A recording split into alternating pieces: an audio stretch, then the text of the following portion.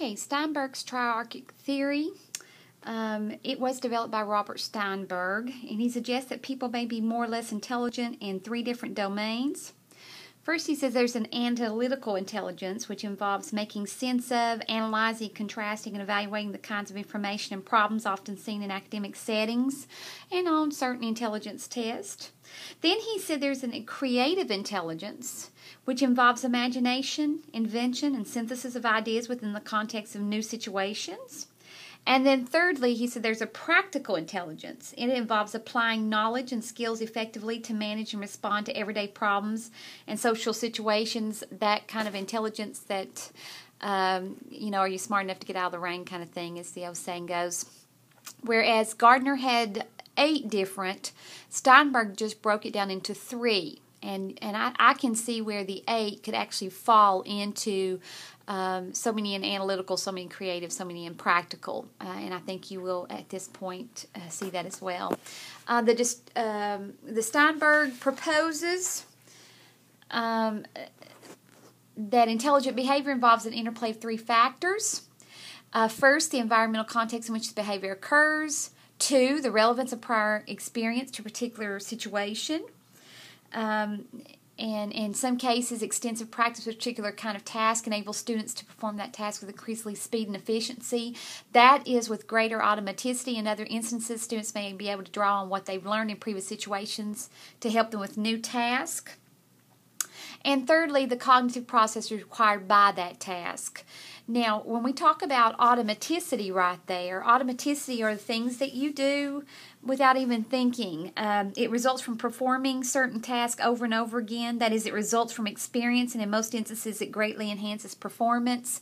A good example of automaticity that right off the bat I think about is driving.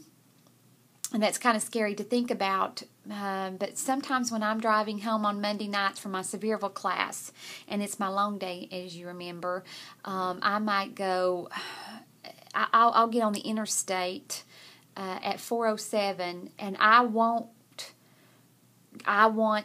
won't be back in touch with reality until the White Pine exit. I just get caught up in just driving. And so then when all the lights there at the White Pine exit kind of gets my attention, and I think, gosh, how did I get this far?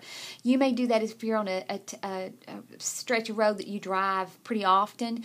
I'm curious if you've ever gone a certain distance and then you realize, wow, how did I get here? Your mind is just wandering on 17,000 different things, and that is an example of automaticity.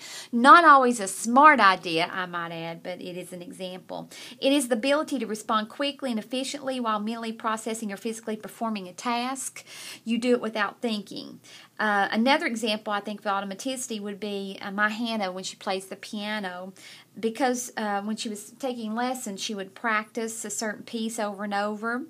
And then by the time it was time to go back the next week for the music lesson with the teacher, she didn't even have to look at the music because she'd practiced it so much it just come just as normal as normal as breathing. I mean, it just happened. The theory reminds us that students' ability to behave intelligently may vary considerably depending on the specific knowledge, skills, and cognitive processes that the task requires.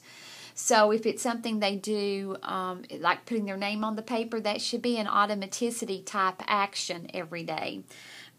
We won't always want to teach the students strengths. In some instances, we should present tasks and encourage students to address and thereby strengthen their areas of weakness, just like with the Gardner's multiple intelligences. To date, research neither supports nor refutes the notion that intelligence is structured to the specific triarchic manner that Steinberg proposes. And probably there'll be skeptic people out there who says that Steinberg's not on to anything either. I've attached a little YouTube video there with a reading teacher who's teaching sounds and using automaticity. I don't think we realize how often in education we use automaticity, but we do. Another area in that same or close to that same section is distributed intelligence. People are far more likely to think and behave intelligently when they have assistance from their physical, cultural, and social environment. This is sometimes called distributed intelligence. People can distribute a challenging task in 3 ways. First, they can use physical objects, especially technology, computers, and those kind of things, to handle and manipulate large amounts of information.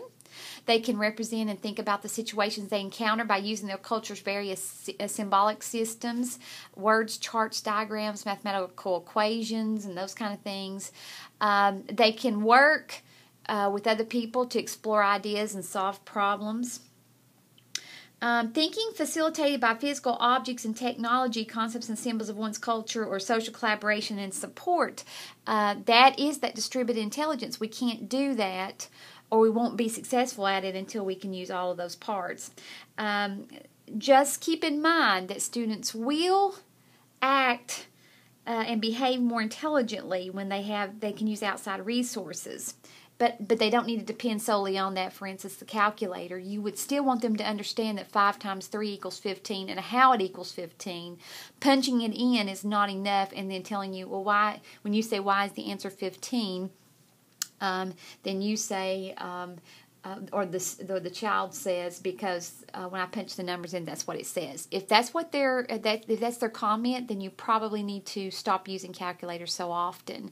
Calculators kind of make me nervous this day and time. I want you to stop the video, and I want you to text me something besides driving and something besides Hannah's piano playing that you do in your life that is an automaticity. You do it automatically sometimes without even thinking about walking yourself through the process. You just do it. I'm curious to see your answer. Stop the video. Let me know.